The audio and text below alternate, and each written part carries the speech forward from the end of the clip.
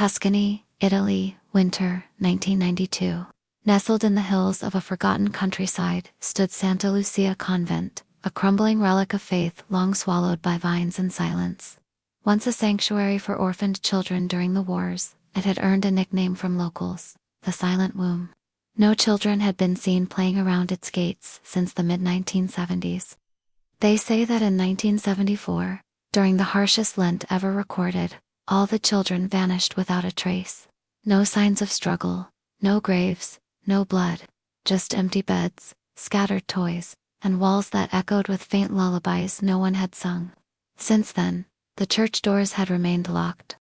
Until Maria Conti, a curious archaeology student from Florence, stepped into its hollow halls one icy March afternoon. She had read rumors in dusty archives, whispers of bleeding statues, cursed prayers, and forbidden rituals. Her professor scoffed, but Maria's instincts told her otherwise. Only one soul still tended the place, Sister Alina, a skeletal nun with clouded eyes and a voice like cracked parchment. She spoke slowly, always staring just past Maria's shoulder. "If you stay," she warned, "do not leave your room after midnight, especially not at 3:33. That is the hour he turns away." And they remember Maria stayed. Of course she did. The first night, by candlelight, the convent was a maze of ghosts. The wooden floor creaked as if bearing invisible weight, and the wind whispered in forgotten Latin. Maria slept in a guest cell by the east wing, where the stone walls felt damp and too warm, as if something lived inside them. At 3 a.m., her eyes snapped open. No sound. At 3:13 a.m., she heard a faint drip. At 3:28 a.m., it became rhythmic, not water, ... thicker. At 3:31, distant bells began to chime. She checked her phone, no signal. The old clock in the hallway glowed faintly. 3:33 a.m. And then, the door creaked open. The blood of Mary. Maria stepped into the hallway, barefoot and trembling. The scent of iron filled the air. From the chapel ahead came a dim flickering glow. Candles that hadn't been lit in decades now danced like they were celebrating something. And then she saw it. The statue of the Virgin Mary, carved from ivory white stone, stood in the center of the chapel. But her face was weeping thick, red tears. Blood dripped from her eyes, down her pale cheeks, soaking into her robes. Beneath her, a wooden toy, a child's horse, sat broken and stained. Maria backed away, but the temperature plummeted.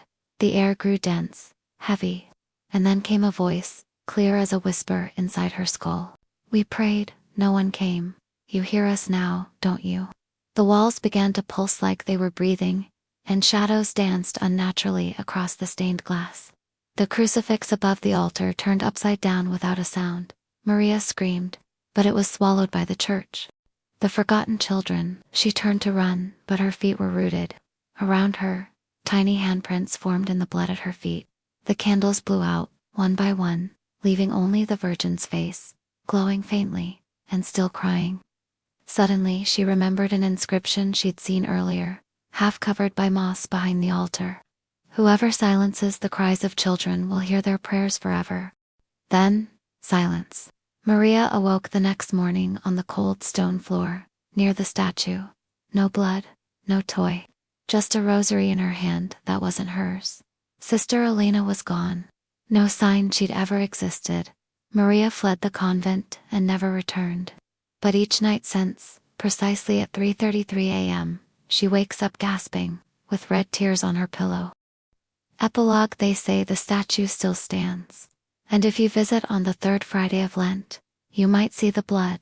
But be warned, once you hear their prayers, you never stop listening.